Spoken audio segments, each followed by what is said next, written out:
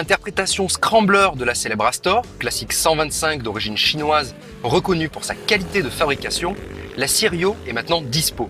Cette nouvelle interprétation néo-rétro, signée Orcal, par Deep Concept, se singularise déjà par son sublime coloris bleu, façon Gordini. Ce dernier contraste idéalement avec les parties noir mat, puis on distingue les gros pneumatiques, entre autres changements, que l'on découvre ensuite à son bord. Et pour le reste, ça va surtout se situer au niveau de la hauteur déjà, parce qu'elle a des suspensions qui sont rehaussées et qui ont un plus grand débattement. Et moi, qui fais 1m83, je me sens vraiment mieux installé sur cette Sirio que sur l'Astor, parce que plus haut, je me sens plus en confiance, d'autant plus que, vous avez vu le cintre, lui aussi il a changé, il est un petit peu plus large, toujours aussi relevé, du coup on a vraiment une très bonne maîtrise, on se tient droit assez facilement, et puis moi, je peux caser mes grandes jambes là sur ce réservoir creusé à la base, parce que je peux pas mal reculer sur la selle. Assis là derrière ce guidon, moi je vois vraiment de belles choses, j'ai des belles pièces, de la belle boulonnerie, c'est pas du toc, on sent que ça va pas rouiller dès demain, c'est plutôt soigné, même au niveau qualité des peintures, franchement cette peinture de réservoir, la bleue, elle est irréprochable, c'est assez impressionnant. Ce qui change aussi par rapport à l'Astor, c'est ce train avant. Alors, les pneus, déjà vous avez vu les pneus CST à crampons, bien sculptés pour justement pratiquer le tout-chemin, mais surtout, on a une roue avant de 18 pouces, avec une géométrie un petit peu particulière de la fourche, ce qui fait que si à basse vitesse, elle engage un petit peu plus que l'Astor, cette Sirio, parce qu'il ne faut pas oublier qu'elle a aussi un bras oscillant qui a été rallongé. Après, quand on est sur du plus roulant, on lui trouve plus de stabilité, on la sent vraiment bien posée sur ses roues, ça c'est très rassurant pour les novices. Je la trouve très agile, je la trouve très vive dans les petits virages. Bon, c'est une 125, légère et vraiment accessible à tous.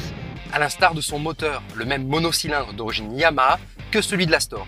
Semblable au cœur de l'YBR 125, ce bloc alimenté par un système d'injection Mikuni fournit une puissance de presque 10 chevaux et quasiment autant de Nm de couple à mi-régime. Démarrage électrique ou au kick pour les aficionados des mises en route à l'ancienne.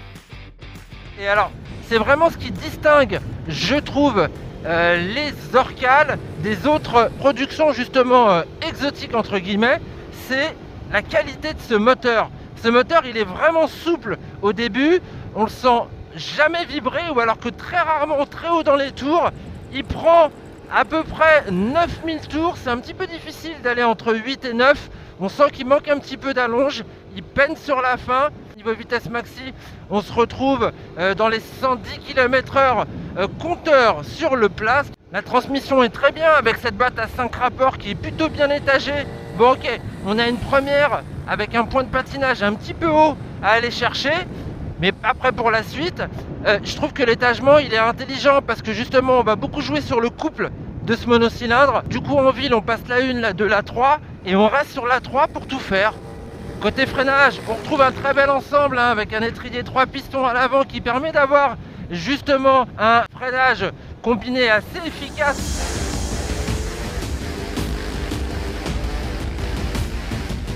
Ah, un petit peu de touche-main, c'est ça qu'on aime aussi avec ces petites 125 bonnes à tout faire. Et moi là ce que j'ai envie de faire, c'est d'aller traverser ce terrain où il y a du gravier, cette petite route non goudronnée, très sympathique, pour couper à travers champs, à travers la garrigue. Bon, et là on apprécie la souplesse, le débattement, la progressivité des suspensions que je trouve vraiment de très bonne qualité à l'arrière. La fourche ça tape un petit peu sur les grosses compressions.